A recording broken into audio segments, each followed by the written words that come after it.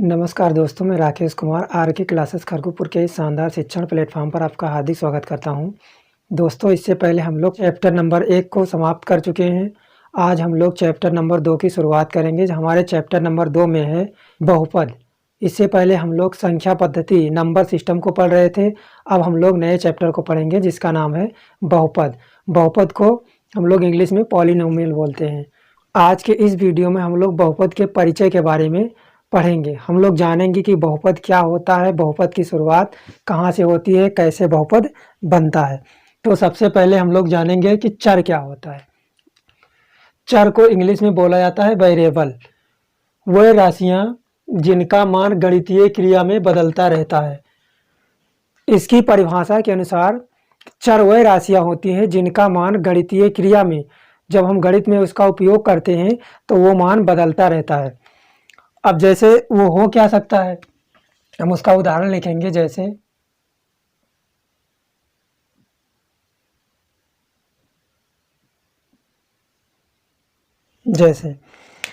अक्सर हम लोग जब कोई प्रश्न हल करते हैं तो उसमें मान लेते हैं। हम मान लेते हैं किसी प्रश्न में x बराबर 10 मान लेते हैं, y बराबर 11 मान लेते हैं, ये बराबर 5 मान लेते हैं। इस प्रकार से हम मान लेते हैं। तो अलग अलग प्रश्नों में हम अलग अलग प्रकार से वैल्यू को मान लेते हैं।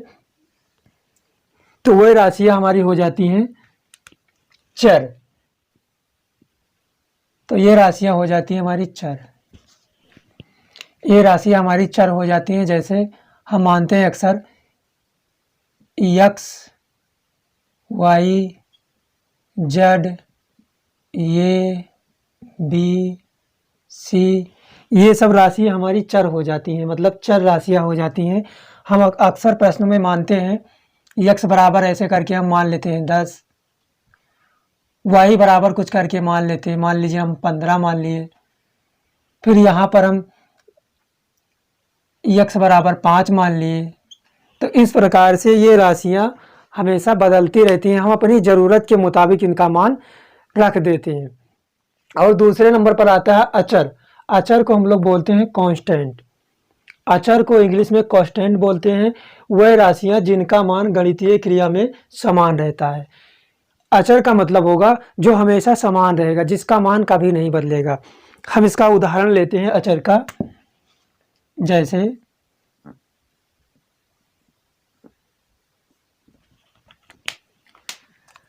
हमने कोई संख्या लिख दिया 5। अब ये संख्या आज 5 है, कल भी 5 रहेगी, परसों भी 5 रहेगी, मतलब इसकी वैल्यू 5 ही रहेगी। हम लिख दें 10, 20, 50, 10/3।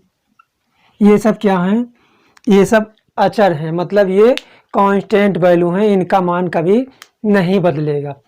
हमने सीखा चर क्या होता है और सीखा अचर क्या होता है।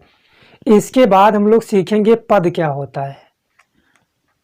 हम पद की हेडिंग डाल देते हैं पद, क्योंकि हमें आगे प्रश्नों में पद निकालने को बोला जाएगा। हम देखेंगे पद क्या होता है। पद, यहाँ पर हमने दो प्रकार की राशियां पढ़ी हैं।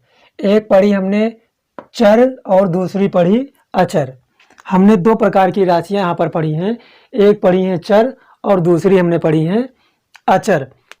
ये हमारी चर राशियां हैं और ये हमारी अचर राशियां हैं।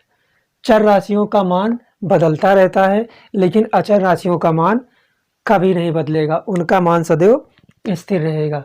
अब चर राशियां और अचर राशियां हमने देखा। उसके बाद हम आते हैं पद पर। x हमारा चर है और 5 हमारा अचर है। x हमारा चर है और 5 हमारा अचर है। यदि हम x और 5 का गुणा करा दें या भाग करा दें, यदि हम x और 5 का गुणा या भाग करा देते हैं, जैसे हमने लिखा x गुणा में 5, तो ये हमारा हो गया 5x। हमें प्राप्त हुआ 5x। अगर हम y का और 5 का गुणा करा देते हैं, y का और 5 का गुणा करा देते हैं, तो हमें प्राप्त होता है 5y। अगर हम c का 50 से गुणा करा देते हैं, c का 50 से गुणा, तो ये हो जाता है 50c।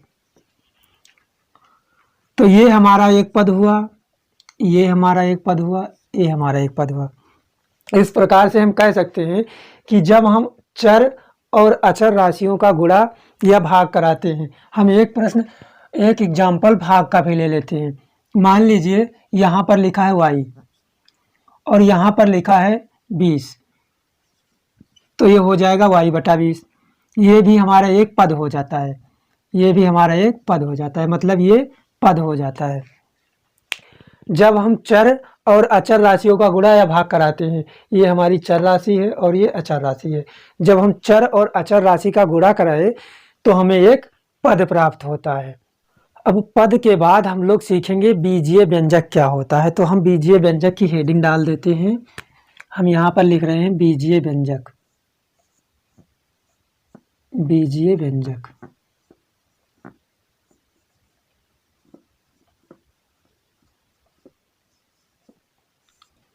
हमने बीजीय व्यंजक की हेडिंग डाला है। अब ये हमारा चर हुआ, ये हुआ अचर, और जब चर और अचर का हमने गुणा या भाग कराया तो हमें प्राप्त हुआ पद, ये हमें प्राप्त हुआ पद। अब हम जब दो पदों को जोड़ेंगे या घटाएंगे, जब हम दो पदों को जोड़ेंगे या घटाएंगे तो हमें क्या प्राप्त होगा? बीजीय व्यंजक प्राप्त होगा।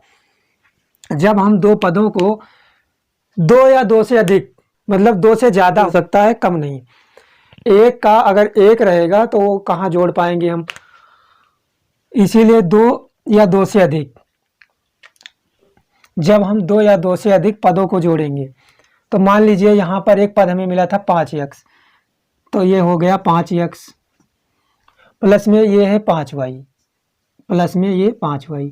तो जब हमने 5x और 5y को जोड़ दिया तो ये हमें एक बीजीय व्यंजक प्राप्त हो जाता है। 5x प्लस 5y हमारा एक बीजीय व्यंजक है। मतलब दो या दो से अधिक पदों को जोड़ेंगे तो ये हमारा क्या हो जाता है? बीजीय व्यंजक। हम लिख देंगे बीजीय व्यंजक।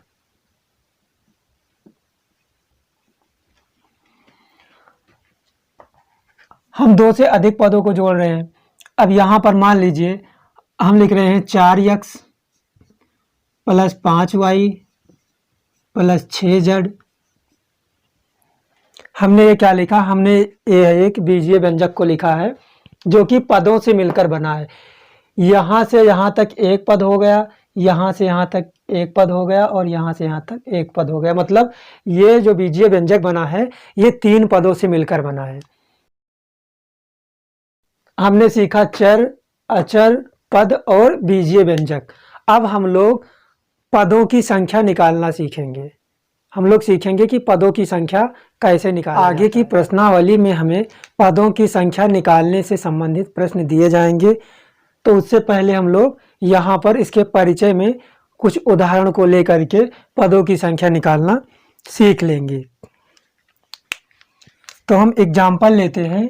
मान लीजिए हमने एग्जाम्पल नंबर 1 लिखा और यहाँ पर हम लिख रहे हैं 4x² प्लस 3x प्लस 5। यहाँ पर हमने इतना लिखा है।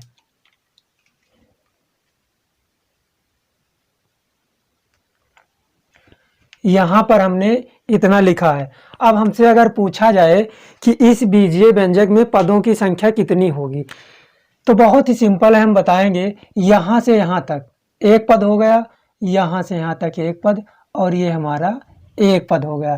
तो इसमें क्या लिखेंगे? पदों की संख्या बराबर पदों की संख्या।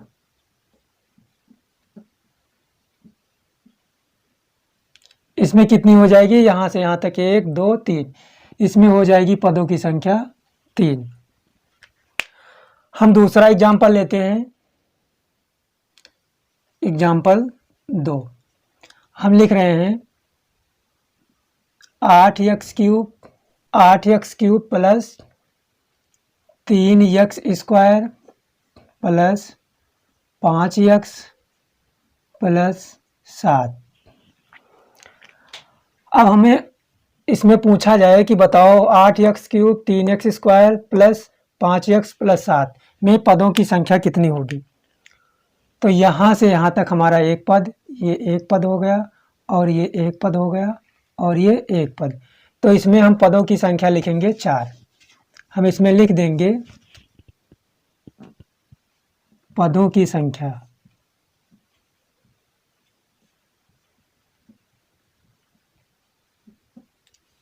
बराबर 4। इसमें कुछ नहीं करना है, बस आपको पहले पद जान लेना है कि पद क्या होता है, उसके बाद में इनको ऐसे चिन्हित करके अलग कर लेना है। इस प्रकार से हमने इन दो एग्जाम्पल में पदों की संख्या ज्ञात करना सीखा है। अब इसमें अगर पूछा जाए 4x² प्लस 3x प्लस 5 में कौन कौन पद हैं, तो पहला पद हो जाएगा 4x²। अब 4x² लिखा है, इसके पहले प्लस नहीं लगा है, लेकिन फिर भी ये हमारा प्लस में है, तो हम इसको क्या बोलेंगे, हम बोलेंगे प्लस 4x²। तो ये हमारा लिखा है प्लस का 4x² और ये लिखा है प्लस 3x और ये प्लस 5। और एग्जाम्पल नंबर 2 में पहला पद है प्लस 8x³। 8 के पहले में प्लस का चिन्ह नहीं लगा है, लेकिन फिर भी ये संख्या हमारी प्लस में है, तो ये पहला पद हमारा हो जाएगा 8x³, लेकिन इससे पहले प्लस है।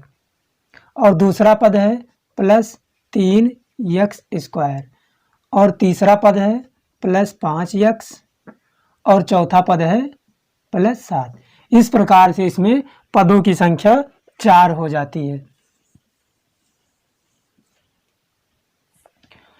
हमने इस उदाहरण में बीजीय व्यंजकों में पदों की संख्या ज्ञात करना सीखा है।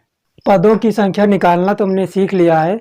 इसके बाद हम लोग किसी बीजीय व्यंजक में गुणांक निकालना सीखेंगे। हम लोग जानेंगे गुणांक क्या होता है। तो हम हेडिंग करते हैं गुणांक। हमने लिखा गुणांक। हम एक छोटे से एग्जाम्पल के माध्यम से गुणांक को समझेंगे। हम कोई एग्जाम्पल लेते हैं। हमने एक एग्जाम्पल लिया, हम लिख रहे हैं 5x³ minus 6x² plus 3x plus 9। हमने एक बीजीय व्यंजक लिखा है और हमें इसका गुणांक बताना है। हमें बताना है कि इस बीजीय व्यंजक में इन सबके गुणांक क्या हैं। तो हम पदों के ही गुणांक बताएंगे। जैसे यहाँ पर एक पद दिया हुआ था, यहाँ यहाँ यहाँ, मतलब इनमें 4 पद दिए हुए थे और इसमें भी 4 पद दिए हैं। तो हमें प्रत्येक पद का गुणांक बताना है कि उसका गुणांक क्या है। तो सबसे पहले यहाँ पर लिखा है 5x³। यहाँ पर लिखा है 5x³, लेकिन किसी संख्या के आगे अगर कोई सिंबल नहीं लगा है, कोई निशान नहीं लगा है, इस 5 के आगे कोई निशान नहीं लगा है, तो ये प्लस में ही है। हम इसको बोल सकते हैं +5। हम इसको बोल सकते हैं +5x³। तो ये दिया गया है 5x³। तो हमें x³ का गुणांक बताना होगा, तो हम क्या लिखेंगे, हम लिखेंगे x³ का गुणांक। x³ का गुणांक कितना हो जाएगा, 5, लेकिन कौन सा 5, प्लस वाला। और x² का गुणांक कितना हो जाएगा, x² का गुणांक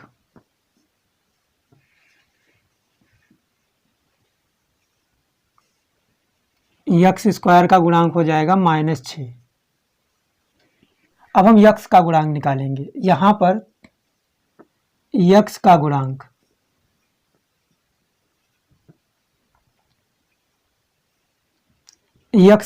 कितना है, +3 है। हमने x तक का गुणांक निकाल लिया। अब यहाँ पर लिखा है 9। अब हम इसको किसका गुणांक मानेंगे, यहाँ पर लिखा है 9। हमने x³ का निकाला, x² का निकाला, x का निकाला, अब ये सिंपल सा बचता है 9।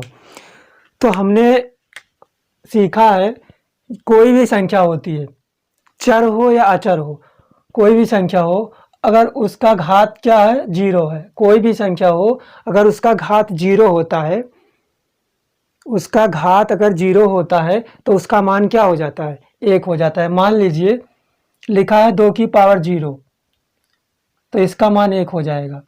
यक्स की पावर 0 लिखा है, इसका मान 1 हो जाएगा। जेड की पावर 0 लिखा है तो इसका मान 1 हो जाएगा। उसी प्रकार से यहाँ पर जो लिखा है 9, ये जो 9 लिखा है इसको हम इस तरह से भी लिख सकते हैं। ये जो 9 लिखा है इस पूरे व्यंजक को हम इस तरह से भी लिख सकते हैं, 5x cube minus 6x square, उसके बाद में है 3x, और यहाँ पर 9 है। 9 में 1 से हम गुणा कर दें तो कोई फर्क पड़ता है? बिल्कुल नहीं, कोई फर्क नहीं पड़ता है। अगर किसी संख्या का अगर घात 0 है तो उसका मान क्या हो जाता है, 1 हो जाता है। उसी प्रकार से हम इसमें गुणा करा के लिखेंगे, प्लस 9, इसमें हम गुणा कराए हैं यक्स की घात 0 का। अब इसमें हम लिख देंगे यक्स की घात 0 का गुणांक।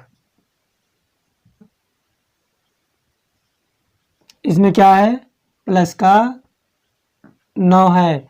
इस प्रकार से हम लोग गुणांक निकालते हैं। हम इससे थोड़ा सिंपल एग्जांपल लेते हैं। मान लीजिए इतना ही लिखा होता, एग्जांपल नंबर 2 है। मान लीजिए लिखा होता 2x स्क्वायर प्लस 5x। अगर इतना ही लिखा होता, इसमें गुणांक पूछ रहा होता तो हम क्या लिखते, हम लिखते x स्क्वायर का गुणांक। इसमें हो जाता प्लस का 2, और x का गुणांक हो जाता प्लस का 5। इस प्रकार से हम लोग बीजीय व्यंजकों के गुणांक को निकालते हैं। हम लोगों ने बीजीय व्यंजकों के गुणांक को निकालना सीखा है। इसके बाद हम थोड़ा सा आगे बढ़ते हैं। अब हम लोग बहुपद पर आएंगे, क्योंकि बहुपद से पहले हमें इन चीज़ों को पढ़ना बहुत ज़रूरी था। क्योंकि बहुपद में हमें चर मिलते, अचर मिलते, पद मिलता, गुणांक मिलता, उसी से मिलकर हमारा बहुपद बनता है। अगर हम इन चीज़ों को नहीं सीखते तो आगे के बहुपद को नहीं समझ पाते, आगे के प्रश्न हमें समझ में नहीं आते। इसलिए अब हम लोग बहुपद को पढ़ें। हमारा अगला टॉपिक है बहुपद। बहुपद को हम लोग इंग्लिश में बोलते हैं पॉलिनोमियल। तो उसका डिफिनीशन होगा ऐसा बीजीय व्यंजक जिसमें एक या एक से अधिक पद हों और सभी पदों के चर की घात पूर्ण संख्या हो। कह रहा है कि सभी पदों के चर की घात पूर्ण संख्या हो, बहुपद कहलाते हैं। अगर आपने पहले से चर और पद के बारे में नहीं पढ़ा होता तो यहाँ पर आप कंफ्यूज हो जाते कि चर और पद कहाँ से आ गया। तो कह रहा है ऐसा बीजीय व्यंजक जिसमें एक या एक से अधिक पद हों और सभी पदों के चर की घात पूर्ण संख्या हो, बहुपद कहलाते हैं। तो हम लोग इसको एग्जाम्पल के माध्यम से समझते हैं। हम एक एग्जाम्पल लेंगे और लिखेंगे कोई बीजीय व्यंजक लिख देते हैं हम। जैसे हम लिख देते हैं 7x cube plus 9x square minus 6x minus 4। अब इसमें आप बताइए कि ये बहुपद है या नहीं है। हम लोग इसको परिभाषा से डिफाइन करेंगे कि ये बहुपद है नहीं है। ऐसा बीजीय व्यंजक जिसमें एक या एक से अधिक पद हों, तो इसमें कितने पद हैं, इसमें 4 पद हैं। ये 1 2 3 4, इसमें 4 पद हैं और सभी पदों के चर की घात पूर्ण संख्या हो। तो यहाँ पर यक्स की घात 3 है, ये पूर्ण संख्या है। यहाँ पर यक्स स्क्वायर की घात 2 है, ये भी पूर्ण संख्या है। यहाँ पर यक्स की घात 1 है, ये भी पूर्ण संख्या है। और यहाँ पर यक्स की घात क्या है, 0 है। तो हमने देखा कि इस बीजीय व्यंजक में जो चरों के ऊपर घात लगा हुआ है वो पूर्ण संख्या है। तो इस प्रकार के बीजीय व्यंजक क्या हो जाएंगे? बहुपद हो जाएंगे। तो ये क्या है? हमारा बहुपद है। हम ऐसे लिख देंगे, बहुपद है। हम एक एग्जांपल और लेते हैं। हम लिखते हैं x की घात 3 minus 2x square minus 3x plus 2। अब इसमें हमें बताना है कि ये बहुपद है या नहीं है। तो इसमें जो चरों के ऊपर घात लगा हुआ है, ये हमारा x क्या है? चर है। और ये x क्या है? चर है। तो इस पर घात 3 लगा है, 3 हमारा पूर्ण संख्या है।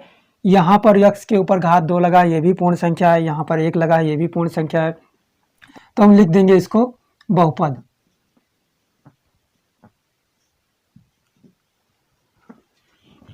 अब हम देखेंगे कि कौन सा बीजीय व्यंजक बहुपद नहीं होगा। बहुपद है उसको तो हमने देख लिया। अब हम देखेंगे कौन सा व्यंजक बहुपद नहीं है। तो हम लिख देते हैं 6x की घात 3/2 plus 4x square plus x की घात 1/2 प्लस 7। अब यहाँ पर x की घात 3/2 है और यहाँ पर x की घात 2 है, यहाँ पर x की घात 1/2 है और यहाँ ये तो 7 है।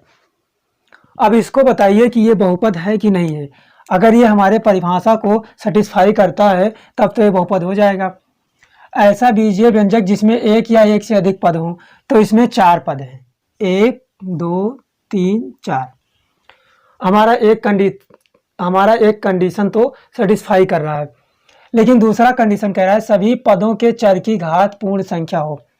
तो यहाँ पर ये जो दिया है 6x की घात 3/2, ये जो 3/2 है ये हमारी पूर्ण संख्या नहीं है, 1/2 हमारी पूर्ण संख्या नहीं है।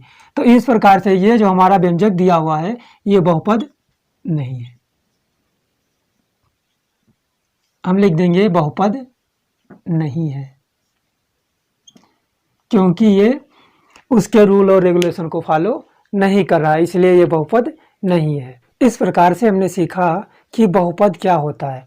अब बहुपद के बाद हम लोग पदों की संख्या के आधार पर बहुपद के प्रकार को पढ़ेंगे। हम लोग जानेंगे पदों की संख्या के आधार पर बहुपद कितने प्रकार के होते हैं।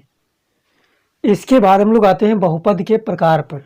हम लोग बहुपद का जो प्रकार पढ़ेंगे वो उनकी पदों की संख्या के आधार पर पढ़ेंगे।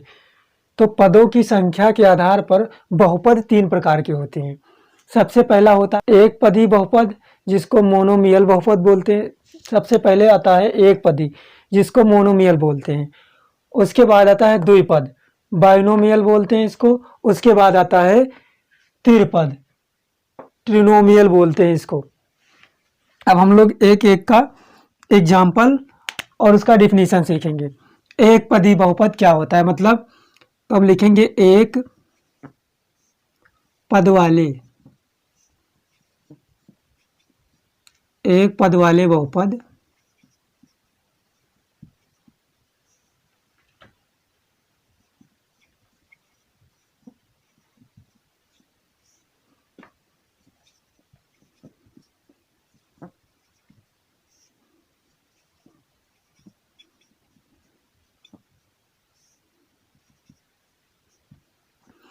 हमने इसका डिफिनीशन लिखा, एक पद वाले बहुपद एक पदी बहुपद कहलाते हैं।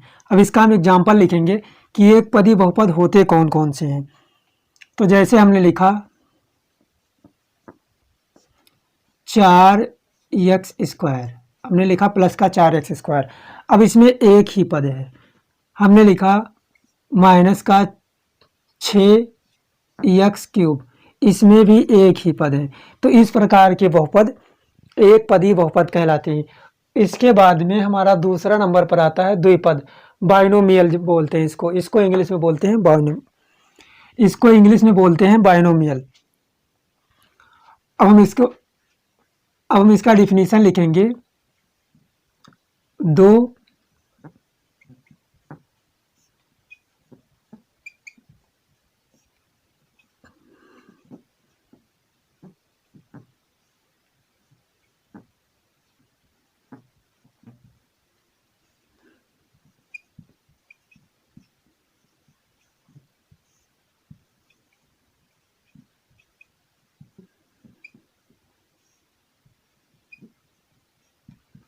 हमने लिखा दो पदों वाले बहुपद द्विपदी बहुपद कहलाते हैं। इसका एग्जाम्पल लिखेंगे हम, जैसे 7y³ + 6y²। एक पद ये हो गया, एक पद ये हो गया। हम एक एग्जाम्पल और लिख देते हैं, जैसे हम लिख देते हैं 7a² - 6a। हमने लिखा 7a² - 6a। अब यहाँ से यहाँ तक एक पद हो गया, यहाँ से यहाँ तक एक पद हो गया, मतलब इसमें दो पद हो जाते हैं। इसके बाद हम लोग आते हैं त्रिपद पर। ट्राइनोमियल बोलते हैं इसको, मतलब तीन पद वाले बहुपद।